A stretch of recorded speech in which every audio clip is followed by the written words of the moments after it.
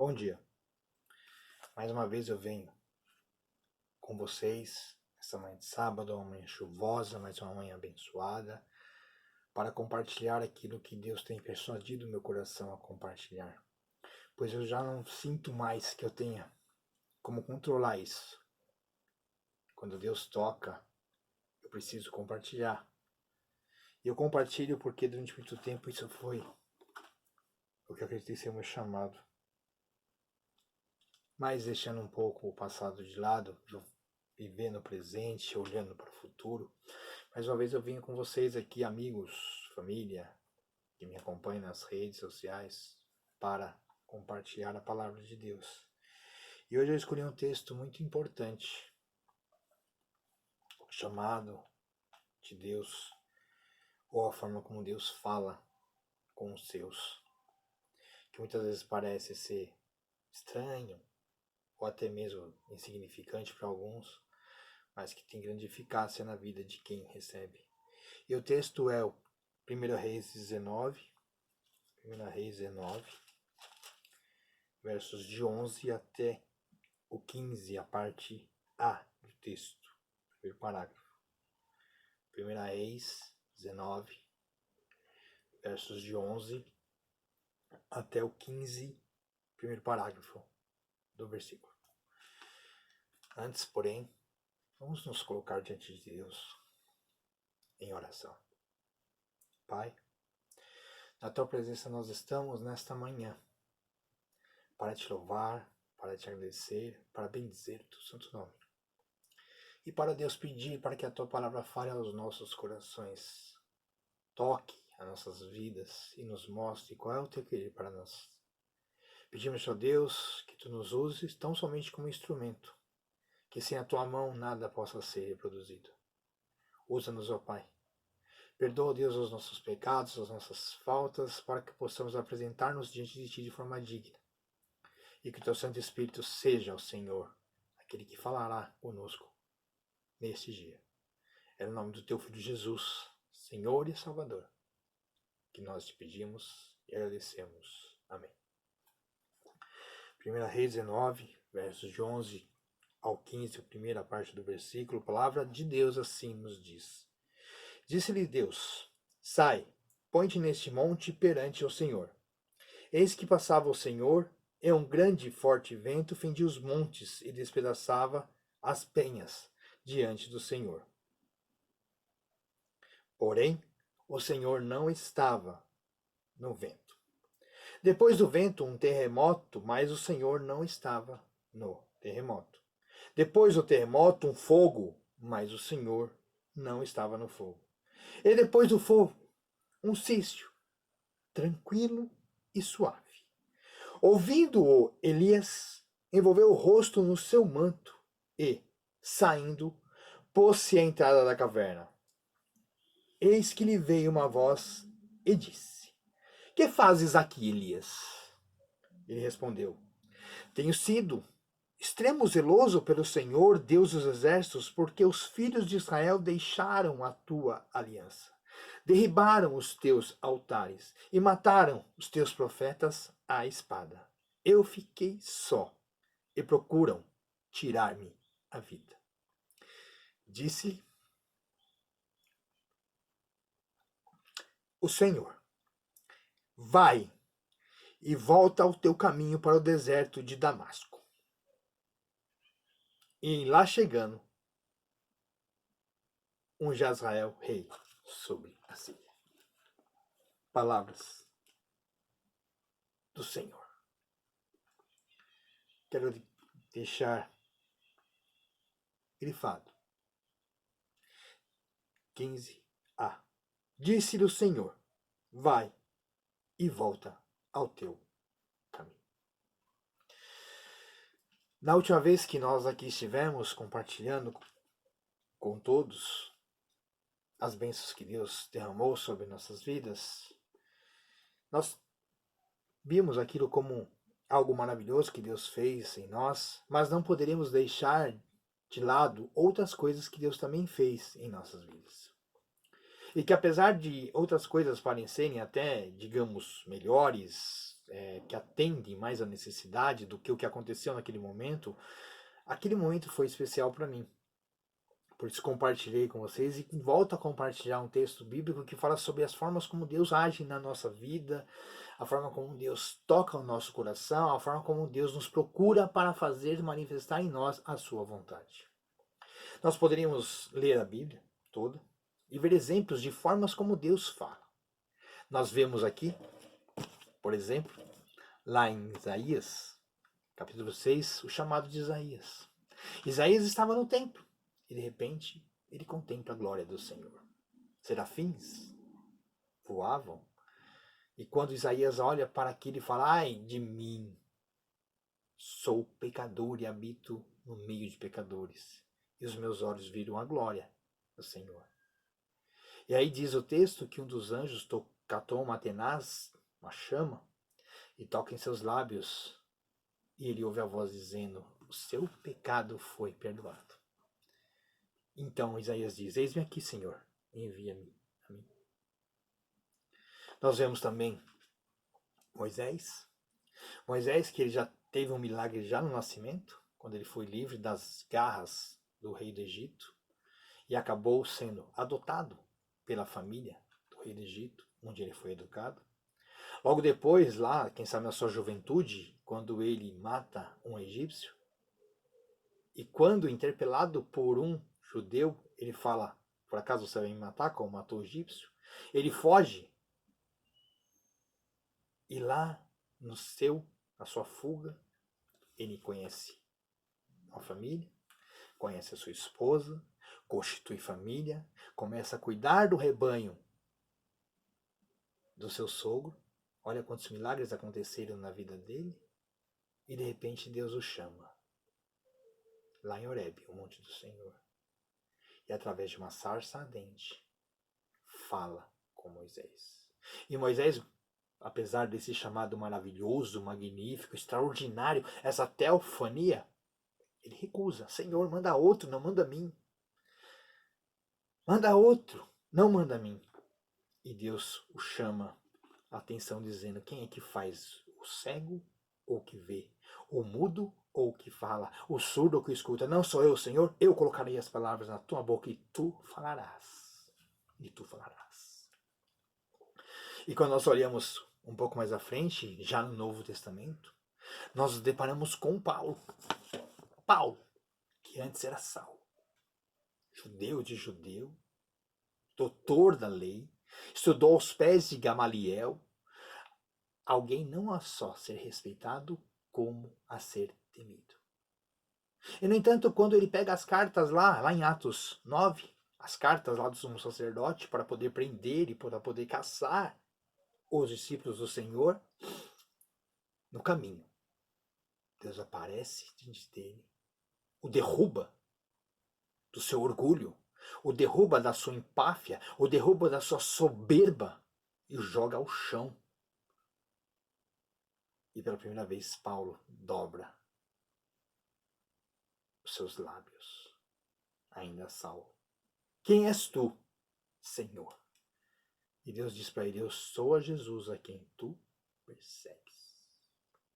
E continuando o texto de Atos, por que eu gosto muito de falar sobre esse chamado de Paulo? Porque Paulo lá no versículo 16, quando Deus fala com Ananias dizendo: vai lá, batiza, vai lá, diz o que deve fazer, Ananias fica com medo. Olha, Senhor, ele tem cartas para nos prender, para nos levar cativo, até para nos matar. Aí lá no verso 16 Deus fala: este é para mim um vaso escolhido, e ele saberá o quanto custa sofrer por meu nome.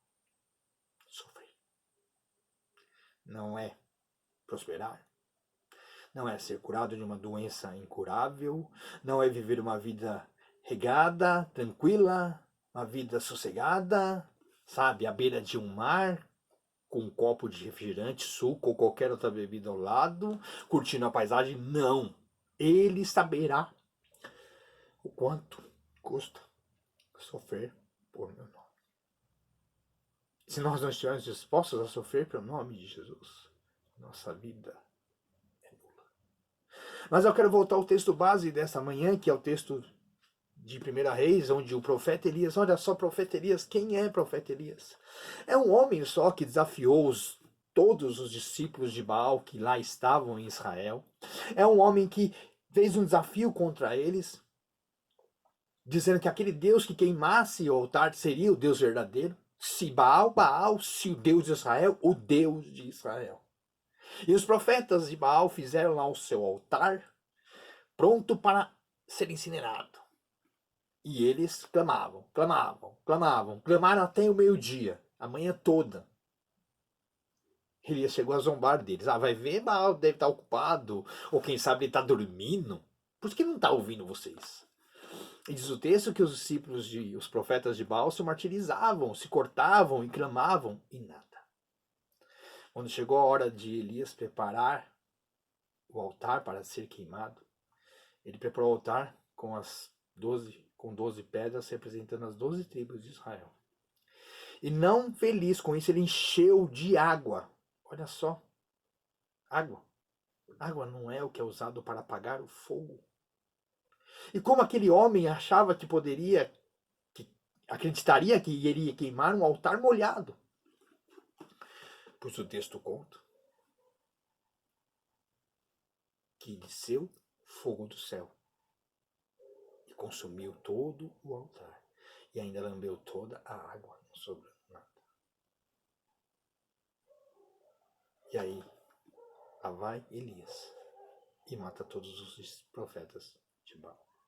Mas Elias, apesar dessa maravilha, olha só que maravilha, né? Que grande maravilha ele contemplou. Quem não gostaria de contemplar tal teofania? Mas apesar disso, Elias, ele é ameaçado por Jezabel de morte. E ele, depois de tudo que ele fez, foge. Ele fugiu.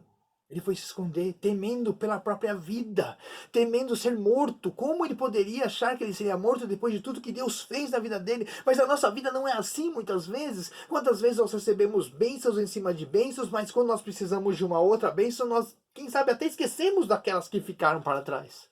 Eu contei a vocês uma bênção que eu recebi naquela semana, mas eu posso contar inúmeras outras que eu recebi anteriores a essa. Eu tenho um filho mais velho que ele tinha uma séria propensão a nunca poder consumir nada que tivesse lactose, porque ele tinha alergia à lactose. E nós, abençoados por Deus, encontramos uma médica e hoje só tem intolerância. Alergia de intolerância é uma diferença muito grande.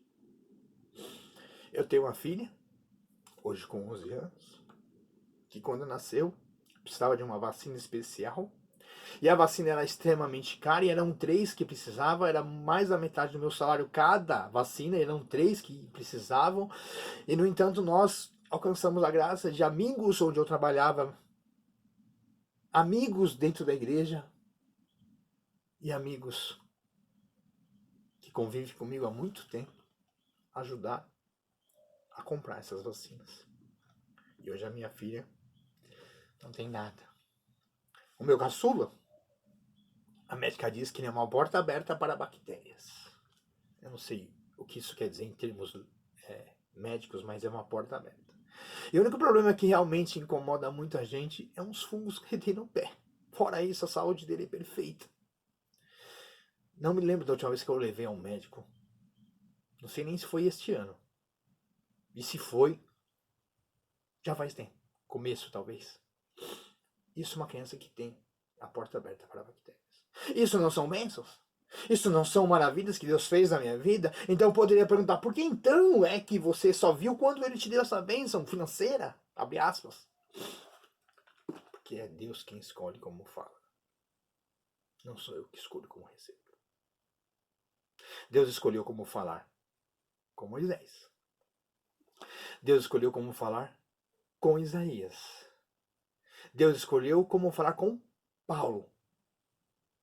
E ele escolheu como falar com Elias. Olha que o texto fala que quando estava lá escondido, Deus chamou Elias. Sai daí. Aí veio um terremoto. Foi Deus quem fez o terremoto. Mas o texto também diz que Deus não estava no terremoto. E veio o fogo. Foi Deus quem fez o fogo. Mas também diz o texto que Deus não estava no fogo. Veio um forte e impetuoso vento que rompiam as pedras, um furacão. O texto também diz que Deus não estava no furacão. E aí vem um suave sício. O que é sício? Já ouviram o barulho que faz o vento nas folhas das árvores? Aquele barulhinho agradável que, se você estiver cansado ou precisando descansar, você chega a dormir embalado por aquele sopro. Foi através do sício que Deus falou com Elias e perguntou: o que você faz aqui? E Elias se murmura: olha, Senhor, só eu estou aqui. Só eu fiquei. Foram mortos, o teu povo virou as costas para ti. Só eu sobrei, Senhor, e eles procuram me tirar a vida. O que eu faço?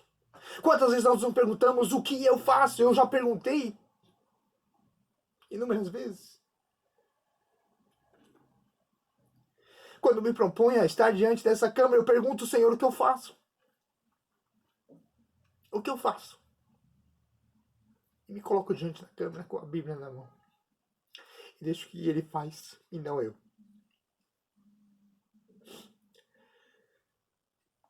E o verso 15 é o que mais fala para mim. Vai e volta ao teu caminho. Vai e volta ao teu caminho. Senhor, eu aqui estou voltando ao meu caminho. Aqui eu estou para te dar graças e louvores por tudo aquilo que tu fez em mim. E obrigado pelo sício que tu mandaste na minha vida para me trazer de volta ao meu caminho. Nós estamos diante de todos atendendo ao chamado do Senhor, atendendo o coagir do Espírito Santo de Deus, voltando ao nosso caminho.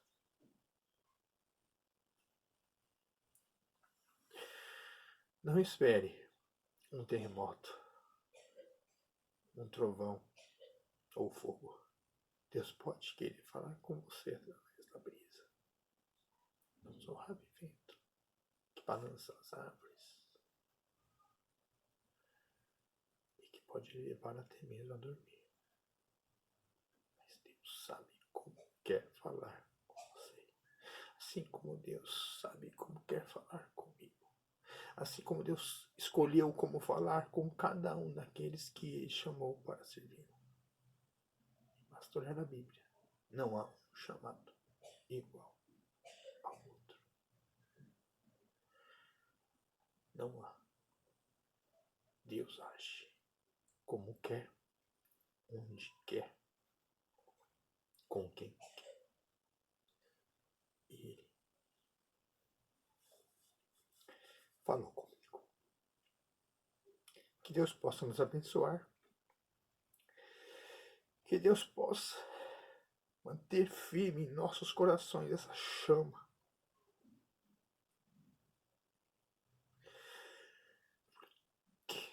Que estou eu, Senhor. Te entrego meu coração. Pronto e sincero. Ore comigo. Ore comigo. Senhor Deus e Pai, louvado seja o teu nome na terra, nos céus e onde quer que tu acha. Agradecemos a Deus pela palavra que fala no nosso coração. Agradecemos a Deus pela bênção que temos de ler a tua palavra, conhecer a tua palavra e saber que tu age da forma como tu quer na vida dos teus servos. Peço a Deus para que complete em mim esta obra, para que eu possa realmente ser uma nova criatura na tua presença, Senhor. Ouve, a Deus, o meu clamor. Atenda a minha oração. Transforma o meu ser, Pai. É no nome do teu Filho, Jesus. que eu te peço e agradeço. Amém, Senhor. Que Deus abençoe a todos. Em nome de Jesus. Amém.